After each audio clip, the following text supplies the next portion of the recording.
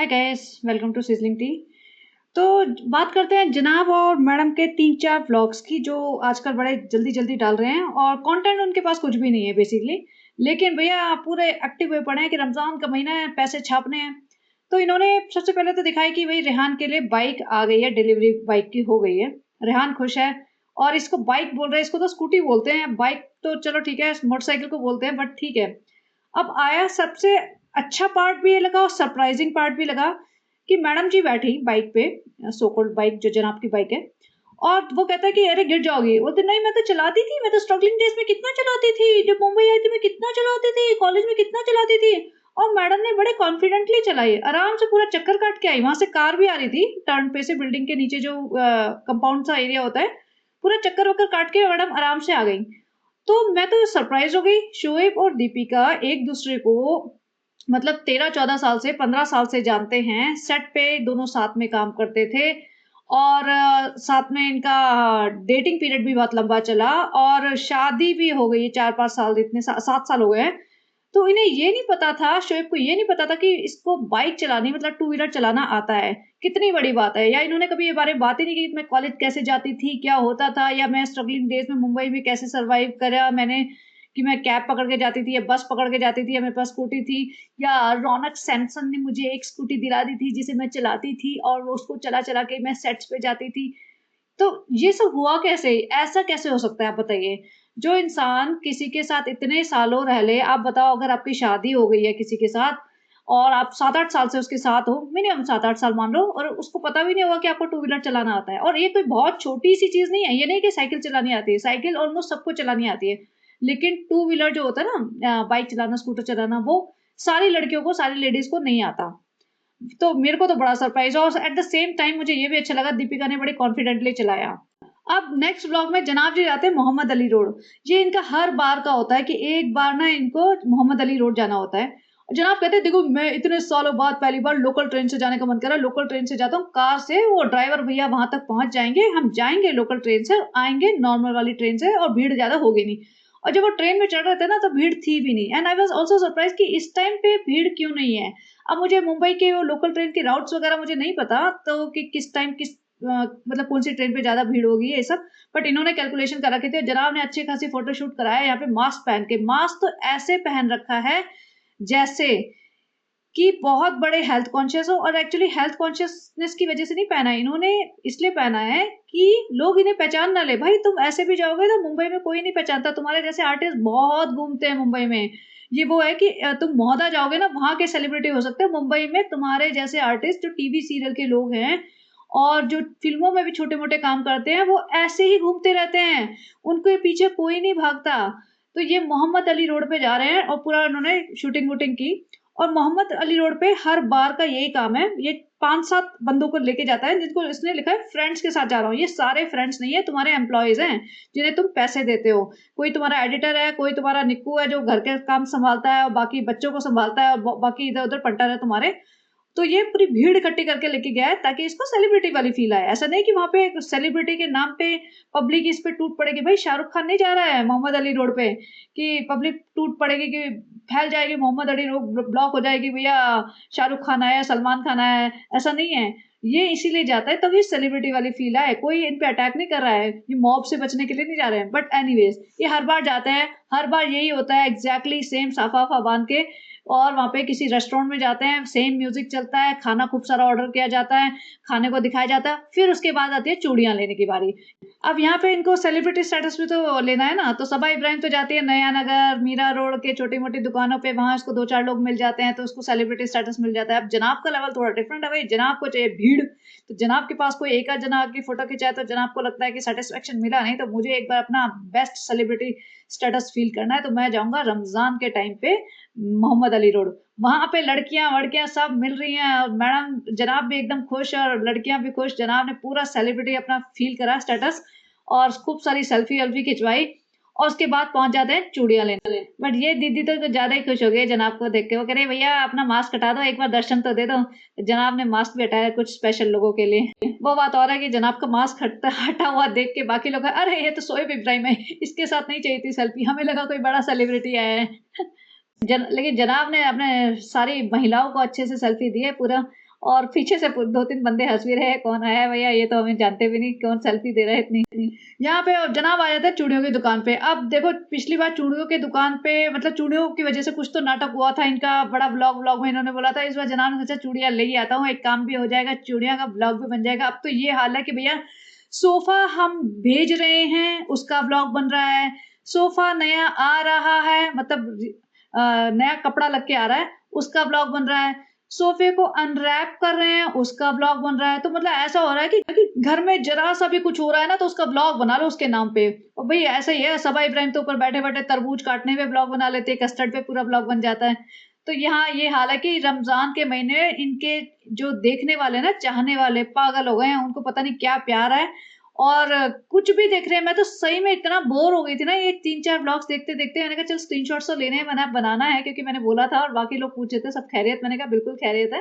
कहीं मैं पार्टी में जाना था कल शाम को, काफ़ी बिज़ी हो गई थी तो मुझे पता था टाइम नहीं निकाल पाऊँगी, तो मैंने इसलिए पहले ही बता दिया था। अब जनाब ने ना दिमाग लगाया नहीं, अब जनाब को पता नहीं कि मैडम के हाथ का साइज़ क्या है। वो चलो ठीक है, सबको नहीं आइडिया होता, भई फ़ोन करके तो पूछ सकते थे।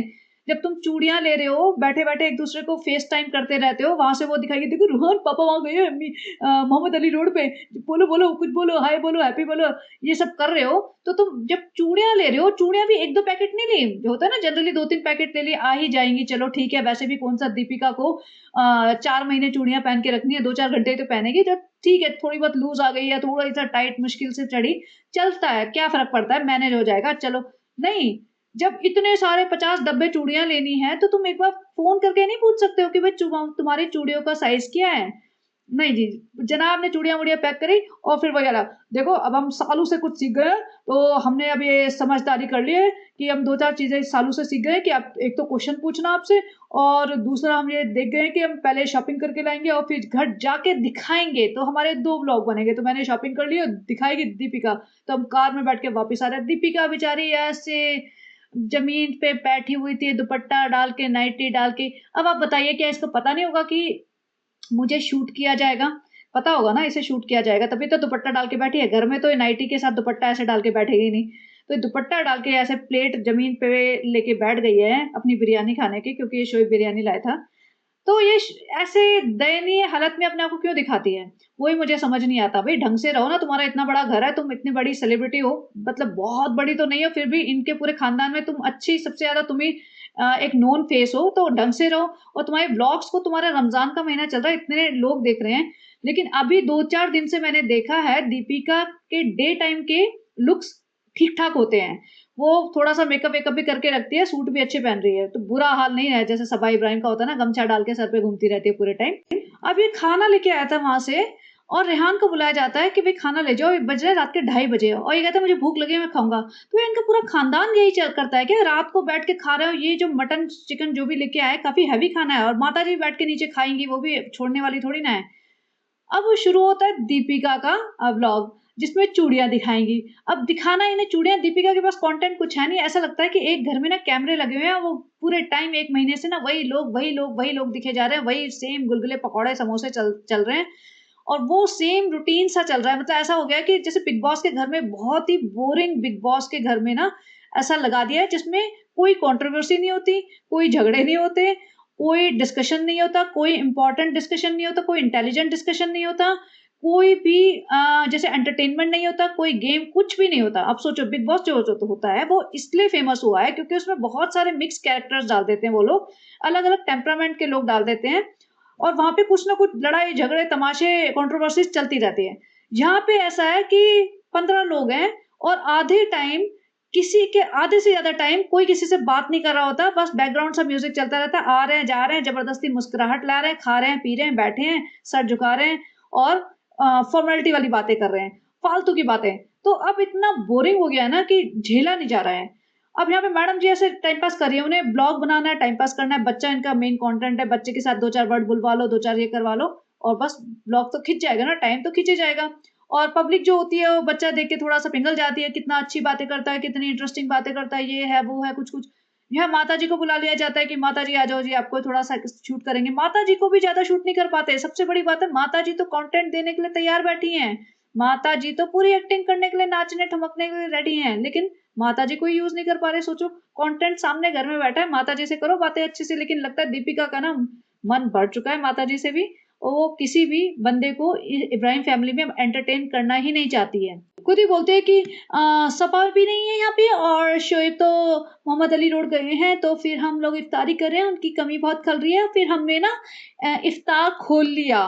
ये देखो, ये होता है हिंदू, क्योंकि बचपन से हमने ये बोलते हैं ना कि व्रत खोल लिया तुमने, व्रत खोल लिया, हम व्रत खोल रहे हैं, तो ये कहती है हमने इफ्तार खोल लिया। भाई पहली बात तो इफ्तार तो खोला ही नहीं तुमने, तो रोजा खोला है, तो रोजा है व्रत का नाम, तो रोजा खोलने को बोलते हैं, रोजा खोल लिया। और खोल लिया शायद मुझे नहीं लगता कि मुस्लिम्स में बोलते होंगे। तो यहाँ मैडम जी बोलती है, मैडम जी देखो कितना भी छुपाओगे, ऐसे फालतू का मुस्लिम बनने से आप ओरिजिनल मुस्लिम तो नहीं बन जाओगे, 4-5 उर्दू के वर्ड बोलने से आप मुस्लिम नहीं बन जाओगे, आप अपने आप को ना ये एक नकली नकाब में ढकना छोड़ दीजिए, आप अपना ओरिजिनल सेल्फ निकाल के बाहर लाइए and come out and tell your fans and followers that you are not observing roza, you are not doing rozas and you are not believing in Islam, you converted to Islam only to get married to Shoaib, that's it. कोई आपके मतलब gun point पे आपको कोई कुछ करवाएगा नहीं, बल्कि लोगों का आप पे ट्रस्ट बढ़ जाएगा, क्योंकि जो इंसान सच्चा होता है ना, उस पे लोग उसको पसंद ही करते हैं। अब दीपिका अगर आके बोल दे कि भाई मैं नहीं रखती रोजे, तो ये थोड़ी ना हम लोग कहेंगे, मैं बिल्कुल भी नहीं कहूंगी, I will be the first one who will not say a single word to her, I will appreciate her कि चल ठीक है, बंदी ने आके बोला, एडमिट किया कि वो नहीं रखती है, नहीं रखती है, उसकी चॉइस है। लेकिन झूठ दिखाते हैं ना, वहां से तो प्रॉब्लम शुरू होती है। अब सबा इब्राहिम आगे बोल दे कि भैया हिजाब का नाटक मैंने ना यूट्यूब के लिए किया था, मुझे माफ कर दो, अब मुझसे नहीं हो रहा, मैं हटा रही हूँ, चलो ठीक है डन। ये जो नौटंकी, नकली हिजाब, नकली ड्रामे, इसलिए हम पॉइंट आउट करते हैं ना, और मैं तो करूंगी, जब जब उसका हिजाब हटेगा तब तक मैं पॉइंट आउट करूंगी, और जिस दिन उसका पूरा हटेगा तो हम तो बहुत अच्छे तरीके से बैंड बजाने वाले हैं उसका। देखो मैं बार बार बोलती हूँ ना कि माता जी बिल्कुल आती हैं, सोफे पे बैठ जाती हैं, यहाँ वहां चली आती है, रूहान से निकलती। इस ब्लॉग में मुझे 2-3 चीजें ऐसी लगी हैं कि ये मेरा पॉडकास्ट बहुत ध्यान से सुन रहे हैं, they are noting down all the point that I am raising, और उसके ऊपर वर्क करके दिखाया जा रहा है। भाई मेरे लिए ब्लॉग नहीं बना रहे हो, पहली बात तो तुम अपनी जनता के लिए बना रहे हो, अपने लिए बना रहे हो, उनके सामने क्या दिखा रहे हो ये भी सोच लो। मुझे खुश करने से कुछ नहीं होने वाला, मैं तो 1000 पॉइंट्स निकाल दूंगी तुम्हारे अंदर, जितना मर्जी बना लो तुम। तो झूठ ही होता है ना, पकड़ा ही जाएगा। अब मैं माता जी रूहान को ऐसे गले लगा रही है, पास खेल रही है, पकड़ रही है, इससे कुछ होएगा नहीं, वो दिख रहा है, कोई इंटरेक्शन है नहीं। अब दीपिका मैडम को भैया कोलैबोरेशन आ गया था उसका हिमालयन प्रोडक्ट का, तो वो मैडम जी को अपना सीरम विरम बेचना था कि सबा इब्राहिम तो बेचती है, तो मैडम जी भी कैसे पीछे हट जाएं। तो भी ये तुम्हारी क्लोजेट खोल के रखने का क्या सीन है, ये मुझे नहीं समझ आया। जनाब की रंग बिरंगी जैकेट्स को शो ऑफ करने का क्या मतलब है? ये भैया बहुत ब्रांडेड चीजें तो रखी नहीं है, ब्रांडेड है तो भैया दिखाओ भी ब्रांड्स, गुची, एलवी, वही असली वाले। नहीं, ये पता नहीं ये कलरफुल लगा देते हैं कि चलो भैया हमारे कपड़े ऐसे टंगे हुए हैं, भाई प्लेन बैकग्राउंड में बनाओ ना। तो मैडम जी ने अपना हिमालय का dark spot cleaning turmeric face serum बेच दिया। उसके बाद मैडम जी ने लगा मेरे को तो ये वाला कीमा, ऐसा गीला कीमा ये वो बनाना था। मैंने एक रेसिपी देखी जिसमें मुझे सीरियसली कोई इंटरेस्ट नहीं था, मैं कोई भी नॉन वेज आइटम बनते हुए नहीं देखना पसंद करती। तो मैंने ऑब्वियसली वो एक स्क्रीनशॉट देखा, उसके बाद मैंने उसको फॉरवर्ड कर दिया। तो मुझे ना कोई रेसिपी यहाँ देखनी थी, ना मुझे रेसिपी में कोई इश्यूज निकालने थे, तो वो मेरे लिए यूजलेस पार्ट था। बट ये था कि मैडम जी अपना अपना वुडन स्पून से हिला रही थी, वुडन स्पैचुला से यूज कर रही थी, नॉन स्टिक कढ़ाई में, वो सही बात है। वरना ये नहीं कि सबा इब्राहिम की तरह खुरच खुरच के सारा टेफलॉन खा जाओ। या बच्चा देखो मतलब गुची के डब्बे के ऊपर बिठा दिया, भैया ये गुची का डब्बा तो हटा लो तुम। और यहाँ पे बच्चे से कुछ बुलवाने की कोशिश कर रहे थे, बच्चे ने रिएक्ट नहीं किया, तो देखो पापा के ब्लॉग में तो तुम बोलते हो, मेरे ब्लॉग में नहीं बोलते। अरे भैया तुम्हारे पास कोई कंटेंट नहीं है क्या? तुम्हारी मम्मी बैठी है, बातें करो, अपने बचपन की बातें करो, अपनी जवानी की बातें करो, कुछ और बातें करो। नहीं, फ्रेंड्स सब बातें तो हम करते हैं ना, फ्रेंड्स बातें भाभी थोड़ी करेगी। अरे वो वाली बातें नहीं करो, लेकिन कुछ और टाइम पास करो। बच्चे के क्यों पीछे पड़े रहते हो? बच्चे से क्यों बुलवाना है? बच्चे से क्यों रिएक्शन चाहिए? क्या यही कंटेंट रह गया क्या अब तुम्हारा? क्योंकि अगर बच्चा ठीक से रिएक्ट नहीं करेगा, then public is going to talk about it and then you will feel offended. अब तुम्हें पता है कहीं पे प्रॉब्लम है थोड़ी सी, तो उस चीज को हाईलाइट क्यों करने का मौका देते हो पब्लिक को? फ्रेंड्स चलिए गाइस, शोएब मेरे लिए इतनी सारी चूड़ियां लेके आए हैं, तो मैं दिखाऊंगी आपको। और जब उन्होंने चूड़ियां दिखानी शुरू की तो मैं सोच रही सारी शोएब लेके आया है, दीपिका ने पुराना अपना स्टॉक निकाला है, ब्लॉग के लिए दिखा रही है। क्योंकि कोई भी सेन माइंड से इतनी सारी चूड़ियां नहीं लाएगा, नोइंग कि उसकी वाइफ रेगुलर डेज़ में चूड़ियाँ नहीं पहनती हैं, वो इतना बड़ा थैला भर के चूड़ियाँ क्यों लाएगा? मैंने कहा भैया चूड़ियाँ ये सब बहुत महँगी तो नहीं होती हैं और वैसे भी इनको पता है भाई डेढ़-डेढ़ लाख के एक-एक ब्लॉग बन रहे हैं तो 5,000 की चूड़ियाँ खरीद भी लूँ मैं तो 1.5 लाख तो छाप लूँगा मैं और मेरी बीवी उसको दिखा-दिखा के 1.5 लाख छाप लेगी। हर एक पैकेट को खोलेगी जैसे सबा इब्राहिम। मुझे लग रहा है अब सबा इब्राहिम वाला रंग चढ़ रहा है जनाब के ऊपर और मैडम के ऊपर। वैसे आई विल बी हैप्पी क्योंकि ये थोड़ा डिज़र्विंग है दोनों पैसा कमाने के लिए और सबा इब्राहिम तो भैया ज़ीरो है। मैं तो उसको कभी तारीफ़ ना करूँ किसी भी कंडीशन में।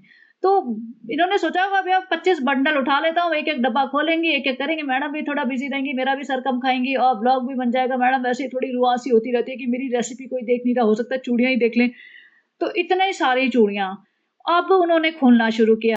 अब एक-एक डब्बा खोल रहे हैं, उसमें से कुछ-कुछ छोटी अरे शोएब ये तो छोटी है, मुँह उतर गया शोएब कहता अरे छोटी है? दूसरी वाली वो ये तो बहुत सुंदर है, ये तो मैं ईद पे पहनूँगी। अरे शोएब ये भी छोटी है, ये तो आ जाएगी। तो बेसिकली वो कर-करा के जो चूड़ियाँ खोल रहे हैं और शोएब उसको कॉल कर रहा है उस बंदे को, अब बंदा भी क्या करेगा? तुमने कोई साइज़ बताया था क्या? तुमने बोला था क्या? तुम कोई भी रैंडम साइज़ की चीज़ें ले आए। तो वो ठीक है भई हर किसी को हस्बैंड वगैरह को नहीं पता होता चूड़ी का साइज़, इतनी मतलब ज़्यादा नहीं आइडिया होगा उन्हें obviously I can understand but जो भी साइज़ ले रहे हो सकता है 1 या 2 में 3 में फ़र्क कर लो, एकदम एक्स्ट्रा स्मॉल से लेके एक्स्ट्रा लार्ज तक वाला कोई भी साइज़ कोई तो आ ही जाएगी। लेकिन मुझे समझ नहीं आ रहा कि फ़ोन क्यों नहीं किया? ख़ैर, अब जनाब कहते हैं कि मैं ना जाके चेंज करा लाऊँगा, दीपी चिंता मत करना एक और ब्लॉग बन जाएगा। मैंने चूड़ियाँ कराई चेंज, तुम्हारा एक और बन जाएगा, नई चूड़ियाँ करी मैंने ट्राई। बस दीपी चिंता क्यों करती हो? रमज़ान चल रहे हैं, इतनी चाँदी ही चाँदी है, पहनो चूड़ियाँ जितनी पहननी है। और मैडम जी इतनी खुश हो रही हैं जैसे मतलब ना 16 साल की लड़की को चूड़ियों का डब्बा मिल गया। आहा! और मैडम इतना खुश जी मैं ईद के दिन पहनूँगी, ये मैं अलविदा जुम्मा के दिन पहनूँगी, मैं सुबह पहनूँगी, मैं शाम को पहनूँगी। शोएब ये तो मेरे इस सूट से मैचिंग हो गई है।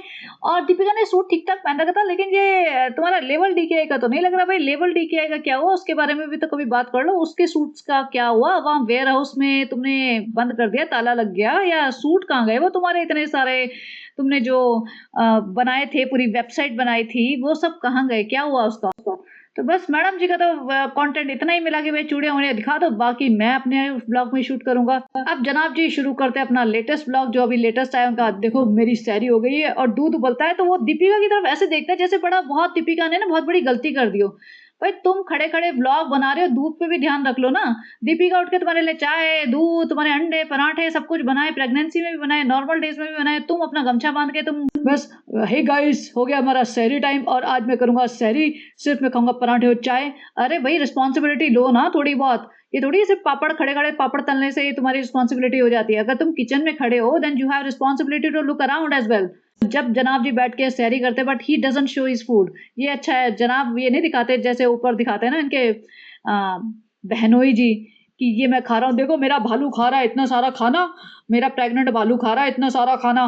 फ्रेंड देखो उस पे नज़र मत लगाना, आप जो कहना है कहते रहो, मुझे कहते रहो, मुझे फ़र्क नहीं पड़ता क्योंकि मैं हूँ गर्जमा, यहाँ हूँ मैं गुटका किंग, लेकिन मेरा प्रेग्नेंट भालू को कोई कुछ कहीं नहीं कहेगा क्योंकि मुझे बहुत ज़रूरत है बच्चे की। तो भालू तुम खाओ, तुम्हारा काम है सोना और खाना और कुछ मत करो, सोचो मत, तुम दिमाग मत लगाओ, सिर्फ़ खाओ और पड़े रहो। बस मुझे एक बच्चा पैदा हो जाए उसके बाद मुझे कोई फ़र्क नहीं पड़ता, तुम्हारी जितनी भी बीमारियाँ तुमको होती रहे, मेरे को कोई फ़र्क नहीं पड़ता। यहाँ दीपिका मैडम भी सहरी में साथ दे रही है। अब दीपिका मैडम रोज़ा-वोज़ा तो रखती नहीं है, सहरी में साथ ज़रूर देती हैं। अब यहाँ दीपिका मैडम को आ गया लाफ्टर अटैक। हुआ क्या कि शोएब इब्राहिम कर रहा था अपना वीडियो एडिट और दीपिका की कोई हँसी की क्लिप आई होगी, वो एडिट कर रहा होगा। दीपिका अपनी हँसी सुन के उसको हँसी का दौरा ही पड़ गया।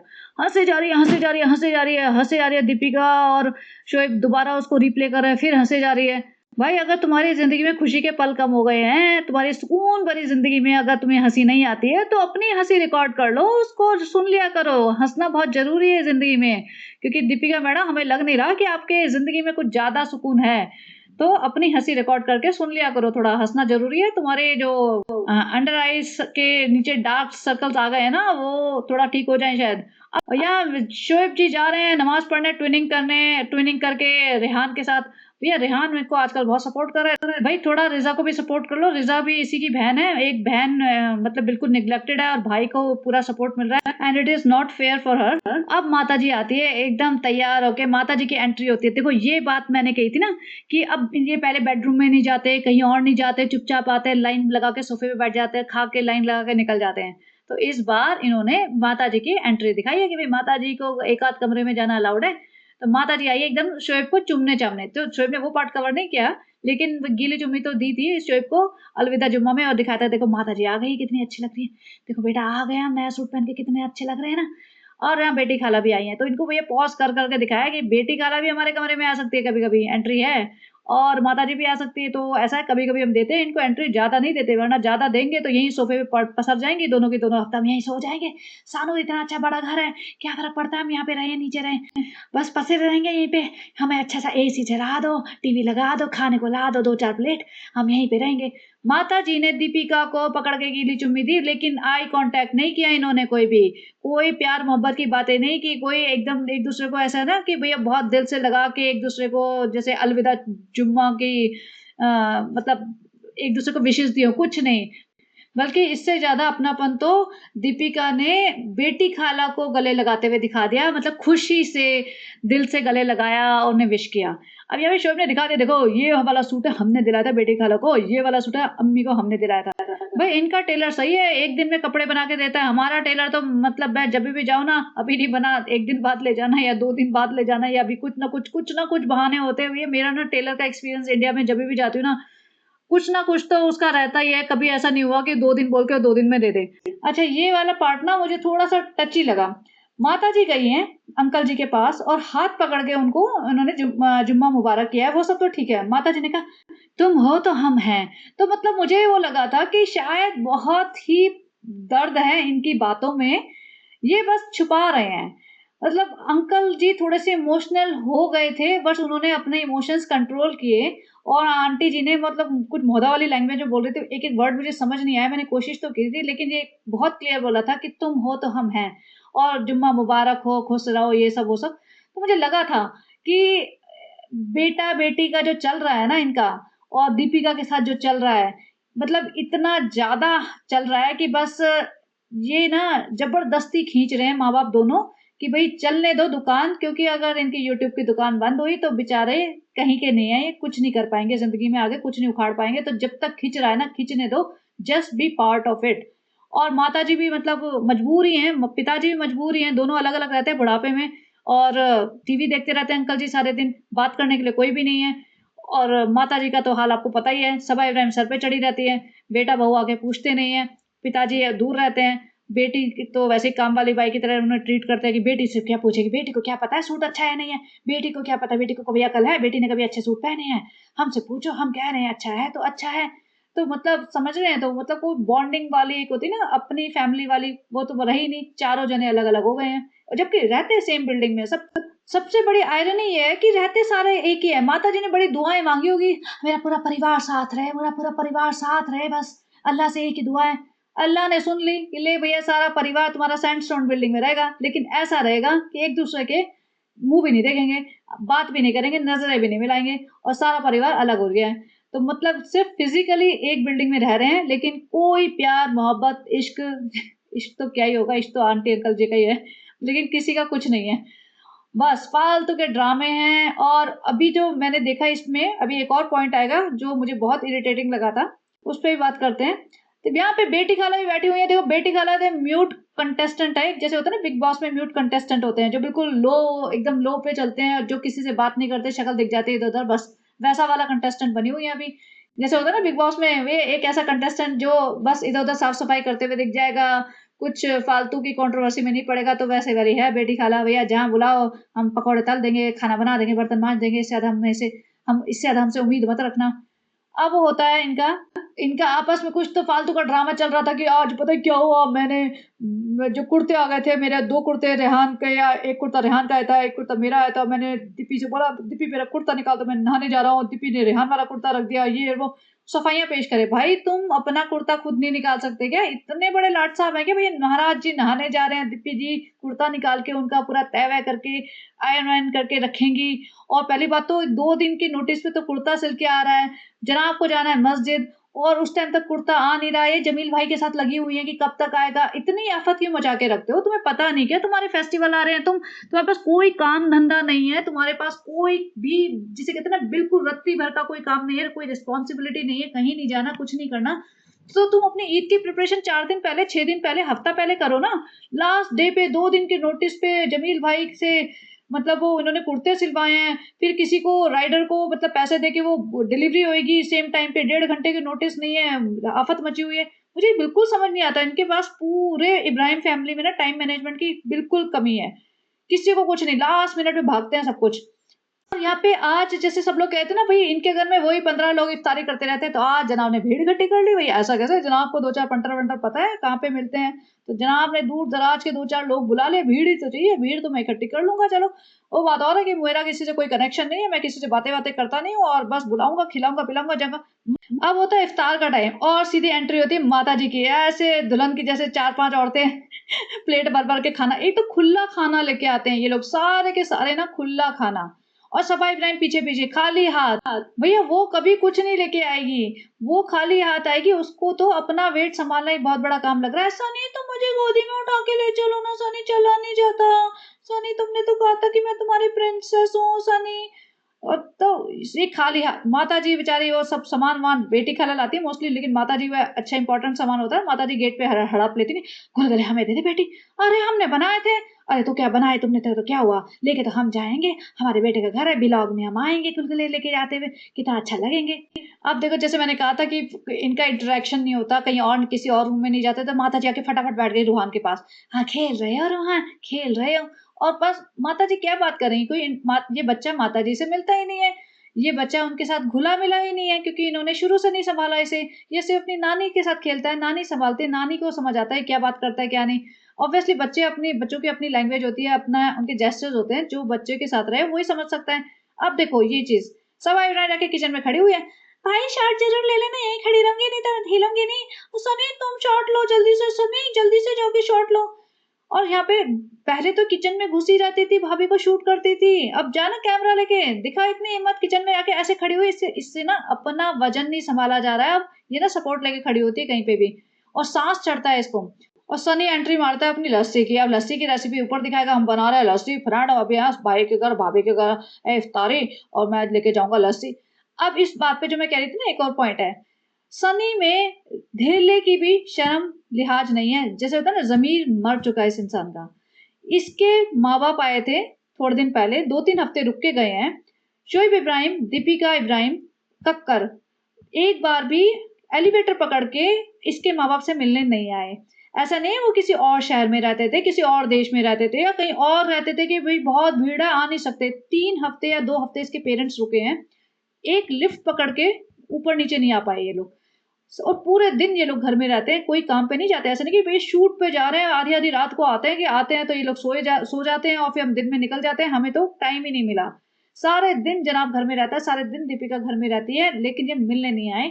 और ना माता जी ने उन्हें अपने घर बुलाया, ना भाई साहब ने उन्हें अपने घर बुलाया, और सनी बेशर्मों की तरह इनके घर आ जाता है। सोचो मतलब कितनी शर्म की बात है। मैं कह रही हूँ कोई भी एक डिसेंट इंसान हो ना, वो जो गरीब भी होगा ना, अगर उसके पेरेंट्स के साथ ऐसा ट्रीटमेंट होगा कि सेम बिल्डिंग में रह के भी भाई भाभी ना बुला रहे हो, ससुराल वाले ना बुला रहे हो, तो वो इंसान कहेगा कि भाई मेरी सेल्फ रिस्पेक्ट है, मेरे पेरेंट्स को इन्होंने इतनी इंसल्ट की है, मैं भी नहीं जाऊंगा इनके घर इफ्तारी वगैरह करने, तो वो स्टैंड लेगा। लेकिन ये बेशरम इंसान एक नंबर का, ये पहुंच जाता है मुंह फाड़ के अपना खाना खाने। और इसको इसको ऐसा नहीं कि इसकी चलती होगी कोई, सबा ने बोला भैया ब्लॉग बनाना है, तुम आओगे तो आओगे ही, तुम्हारी कोई चलेगी नहीं, तुम्हारे माँ बाप को तो हम कुत्तों की तरह ट्रीट करेंगे, तुम्हें भी कुत्तों की तरह ट्रीट करेंगे। हमने तुम्हें खरीदा है 13 लाख में, 13 लाख दिए थे इसे सबा ने शादी करने के लिए इसके माँ बाप को, तो हमने भैया 13 लाख में खरीदा। तेरे बाप के पास तो तेरी शादी करने का भी पैसा नहीं था, तो मैंने 13 लाख देके तुझे खरीदा है, तू अपने चू नहीं कर सकता कुछ भी, तेरी चलेगी नहीं। इसकी बहन आई हुई है, जा क्यों नहीं रहा? सोचो ईद पे, और ईद पे हर इंसान, इतना बड़ा फेस्टिवल है इनका, हर पेरेंट्स चाहेगा वो अपने बच्चे के साथ मनाए। अब बाजी आई हुई है, ठीक है बाजी तो महीने भर के लिए आई होंगी, तो ईद मना सकते हैं ना, पेरेंट्स की फ्लाइट की टिकट करे सबा इब्राहिम, करे दोनों पेरेंट्स को बुला ले 4-5 दिन के लिए, ईद मनाओ अपने, उसके बाद वापस चले जाए और फिर अपनी बाजी के साथ रहे। बाजी थोड़ी ना उसके पूरे 30 के 30 दिन अपने मायके में रहेगी, नहीं रहेगी ना, वो ससुराल में भी तो रहेगी। तो ये बुला लेती ना, बुला सकता था, हिम्मत है इसमें इतनी कि अपने माँ बाप को बुला सके ईद पे, कि भैया हमारा सबसे बड़ा फेस्टिवल है, मैं अपने पेरेंट्स को बुलाना चाहता हूँ, अगर वो नहीं मतलब मैं नहीं जा सकता तो। और अपनी बहन को भी बुला ना, बहन आज तक आई क्यों नहीं तुम्हारे यहाँ? बहन को बोला, बहन जब फ्लाइट से आ सकती है इतनी दूर, 1 महीना 2 हफ्ते 3 हफ्ते आई होंगी, तो ईद पे कह नहीं सकते, ईद पे मैं अपने भाई से मिलने जा रही हूँ, भाई ठीक है, भाभी प्रेग्नेंट है, ट्रैवल नहीं कर सकती, मैं भाई के पास जा रही हूँ, भाई के घर जा रही हूँ, बुला सबको, पूरी फैमिली को बुला, बहन की फैमिली को बुला बच्चों के साथ। लेकिन नहीं, हिम्मत ही नहीं है। ये एक खरीदा हुआ पति है, जैसे होता है ना, खरीदा हुआ पति होते हैं, जब वो आदमी है ये। इसमें खुद की कोई भी सेल्फ रिस्पेक्ट नहीं है, ना उसको अपने माँ बाप की रिस्पेक्ट है, ना इसको किसी भी चीज की रिस्पेक्ट है। जो पैसे से बंध गया है ये, और इसको जैसे चाबी देगी ये वैसा चलेगा। आ रहे हैं लेकिन कोई बात नहीं कर रहा है। ये ढोंग ढोंग ढोंग इनका जो चल रहा है ना इतने दिनों से, वो समझ नहीं आ रहा है, इनकी पब्लिक को समझ क्यों नहीं आता है, क्यों नहीं दिखता है। ये आते हैं शांति से, ऐसे नजरें चुरा चुरा के एक दूसरे से कॉर्नर में बैठ जाते हैं, नौटंकी करते हैं, पूरे पूरे टाइम बैकग्राउंड में म्यूजिक चलता है, इफ्तारी करते हैं और बाय बाय हो जाता है। जब सनी के घर शुएब इब्राहिम गया था ना, तो कोई बात नहीं कर रहे थे, ऐसे इधर से उधर मुंह फेर रहे थे, और इसमें भी वही हुआ है। तुम आ भी क्यों रहे हो एक दूसरे के घर? इतनी हिम्मत तो रखो कि मत आओ। नहीं जी, ब्लॉग कैसे बनेगा, पैसा कैसे आएगा, पैसे के सामने तो दीन ईमान जमीर सेल्फ रिस्पेक्ट सब कुछ बेच खाएंगे, माँ बाप को छोड़ देंगे, अपने दोस्तों को छोड़ देंगे, अपने धर्म से झूठ बोलेंगे, अपने खुदा से झूठ बोलेंगे, सब कुछ करेंगे रमजान के पाक महीने में। सनी ने ना एक ना रील लगाई थी, अभी उसमें कुछ ऐसा था, एग्जैक्टली वर्ड बाय वर्ड मुझे नहीं याद, लेकिन कोई मौलवी वगैरह कोई बंदा कहता है कि ज़कात निकालो, और जैसे होता है ना, शायद कुछ परसेंटेज होता है कि मे बी मुझे नहीं पता, आई कुड बी रॉन्ग, पर 10% जैसे अपनी सैलरी का 10% ज़कात दो, ज़कात मतलब दान वान दो। तो उसमें ये था, बंदा कहता है कि अगर लाख रुपए भी ज़कात आ रही है तुम्हारी, तो कोई बात नहीं, लाख रुपए तो तब आएगी ना जब तुम करोड़ रुपए कमा रहे होंगे, तभी लाख रुपए आएगी, या 1% होगा, 10 नहीं तो उसमें वो बंदा कहता है कि लाख रुपए भी आ रही है तो डरो मत, लाख रुपए ज़कात को, लाख रुपए दान करो। अगर तुम्हारी 10 लाख आ रही है, विच मीन्स तुम्हारी सैलरी, तुम्हारी इनकम इतनी ज़्यादा है कि तुम 10 लाख रुपए दान करने लायक बने हो, तो करो। तो ये रील लगाई थी। मैं सनी से पूछती हूँ, ये कितना दान कर रहा है? ये लोग खुद दोनों जने मिलके कितना दान कर रहे हैं? इतनी बड़ी-बड़ी रील लगा रहे हो, तुम पब्लिक को ऐसे बेवकूफ बना रहे हो, तुम आज तक कुछ भी नहीं करते हो। उसने ये, मैं बार-बार ये बात बोलूँगी, इसने एक छोटी बच्ची की बीमारी दिखाई थी, और मैंने इसके लिए स्पेशल पॉडकास्ट बनाया था थोड़े दिन पहले, कुछ महीनों पहले। एक बच्ची की बीमारी दिखा के इसने बोला था, सबा इब्राहिम ने, कि इस बच्ची की बीमारी है, मतलब ये इसको बहुत पैसा चाहिए ट्रीटमेंट के लिए, और आप लोग कुछ ना कुछ डोनेट करो, मेरे इस ब्लॉग का सारा पैसा इस बच्ची के ट्रीटमेंट में जाएगा। उसके बाद इसने उस बच्ची के बारे में कितना डोनेट किया, क्या हुआ, कुछ नहीं, वो फुल स्टॉप वहीं लग गया। तो उसका सारा पैसा खा गए ये लोग, यही हुआ ना। और थोड़े दिन पहले सनी ने फिर से कोई एक रील लगाई थी, उसमें भी कुछ तो था कि कहीं पे तो बच्चों की एजुकेशन, या बच्चों की नॉट एजुकेशन एक्चुअली, बच्चों की कुछ ट्रीटमेंट के लिए डोनेट करना चाहिए। मैंने कहा, तुम लोग डोनेट करने के लिए बातें करते हो, तुम लोग खुद खा जाते हो, तुम करो ना, तुम पहल करो। तुम तो बहुत लाखों रुपए करोड़ों रुपए कमा रहे हो, जो आम जनता जो तुम्हें देखती है वो इतना नहीं कमा रही होगी, तो तुम करो ना। ये इन्होंने अपने घर में इफ्तारी करी थी, अभी भाई भाभी को बुला के, भाई भाभी के लिए ये इफ्तारी करी थी और किसी के लिए नहीं थी। सबा इब्राहिम लिखती है, फैमिली की हुई इफ्तारी। फैमिली में तुम्हारे सास ससुर नहीं आते क्या? कोई और नहीं आता क्या? सिर्फ तुम्हारे मायके वाले ही 10-12 लोग हैं, वही आते हैं। तो ये, और सनी म्यूट रहता है भाई, सनी में हिम्मत ही नहीं है बोलने की। और उसमें भी इन्होंने इफ्तारी कर दी, वही पकौड़े समोसे गुलगुले खिला दिए, लेकिन खुशामदीद से पूरा डिनर नहीं कराया। मंगाती खुशामदीद से पूरा डिनर नहीं, लेकिन कंजूस बहुत है ना ये, किसी के लिए कुछ नहीं करती, ये एक्सपेक्ट करती है कि भाई भाभी मेरे को दे दे कुछ, भाई भाभी मुझे प्रिंसेस की तरह ट्रीट करे, मेरे लिए कपड़े बनवा के लाए, मेरे को गोल्ड का कुछ कुछ दे, मेरे लिए पूरे बर्थडे ब्रिंगिंग्स करे, मेरी पूरी शादी की एनिवर्सरी का सब कुछ करे, मतलब मेरे लिए सब कुछ करते रहो, मुझे प्रिंसेस बना के रखो, मुझे किसी के लिए 1 रुपया खर्च ना करना पड़े। तो ये बात जो मैंने मेन उठाई है वो सनी के लिए उठाई है, कि सनी ऐसे बेशर्मों की तरह इनके घर आ गया इफ्तारी करने, और इनके सनी के पेरेंट्स को इन्होंने बुलाया नहीं था। वो एक सेपरेट चीज़ है कि इन्होंने क्यों नहीं बुलाया, मैं उसमें नहीं पढ़ना चाहती, क्योंकि इन्होंने कभी ये क्लियर किया ही नहीं कि प्रॉब्लम है कहाँ पे, और नहीं बुलाया तो यानी प्रॉब्लम है, और अच्छी खासी बड़ी प्रॉब्लम है, क्योंकि ये आम फैमिलीज में नहीं होता। आप सोचो, इमेजिन करो, आप जितने भी मेरे को सुनते हैं, 10,000 11,000 लोग सुनते हैं, आप बताना, अगर एक नॉर्मल फैमिली में ऐसा होता है कि अगर रिश्ते नॉर्मल है, तो कि लड़की के सास ससुर आ रहे हैं, सेम ही बिल्डिंग में है, सेम बिल्डिंग मान लो, सेम गली मान लो, आप सेम छोटा सा मतलब शहर में मान लो, तभी भी लड़की के सास ससुर आ रहे हैं, मायके वाले भी रह रहे हैं, तो मिलने जुलना तो होता है, आना जाना तो, अगर वो कभी कभी आ रहे हैं साल में 2-3 बार, और सब हेल्दी हैं, ऐसा नहीं कि कोई बीमार है भी आ जा नहीं सकता, या बहुत ही बिजी है, पता नहीं कितने बिजी हैं, सब फ्री बैठे हैं एक बिल्डिंग में रह के, लेकिन आना जाना नहीं है, तो कुछ बड़ी बात हुई होगी ना, तभी नहीं आना जाना है। पे बस इफ्तारी इफ्तारी करने बैठे हुए हैं ये लोग सब, अपनी अपनी प्लेट भरो। अभी देखो बेटी खाला को बोल देते हैं प्लेटें लगाओ, प्लेटें अला ये लोग नहीं कर लगा रहे हैं, अभी सजा रहे हैं। बेटी खाला हर बार यहाँ आके प्लेटें भरती हैं सबकी और सबको पकड़ाती हैं। और इस बार माता जी को भी ड्यूटी लगा दी, भाई माता जी अपने आप प्लेट भरो। माता जी देखो एकदम ऐसे साइलेंट उसमें रहती हैं मोड में, कुछ नहीं बोलेंगी, कुछ ठुमके नहीं, कुछ अपनी अदाएं शदाएं कुछ नहीं दिखा रही, छोटों को बड़ों को सलाम कुछ नहीं हो रहा है। अब चुपचाप अपना प्लेट भर रही हैं, चुपचाप बैठ के, जैसे होता है ना कि भाई एक पनिशमेंट है इनके लिए इफ्तारी करना, साथ में पूरी फैमिली का रहना 15-20 मिनट या आधे घंटे एक पनिशमेंट है। कोई एक दूसरे को देख नहीं रहा है, बात नहीं कर रहे हैं। सनी जबरदस्ती अपने फोन पे बैठा हुआ है, जैसे बहुत बड़ा बिजनेसमैन है ये, इसके तो फोन पे फोन आते रहते हैं, just to pretend that he is busy so that he can avoid the conversation and awkwardness. ये इसलिए ये सब चलता है। और यहाँ पे उन्होंने भीड़ भाड़ इकट्ठी कर ली है, बैठे हैं, लेकिन वही जैसे मैं कहती हूँ कोई कॉन्वर्सेशन नहीं है, चुपचाप साइलेंस में। अब हो सकता है अब ये सुन के फिर से अब ये सारे बैठ के जबरदस्ती की नकली हंसी हंसे, अरे पापा ऐसा करते थे, भोपाल में जाते थे, हमारे मंगोड़े लाते थे, अरे हाँ पापा बताओ ना भोपाल में हम क्या करते थे, वो सब ड्रामा शुरू कर दें। लेकिन अदरवाइज इनके रिश्ते ना साफ दिख रहे हैं आप लोगों को।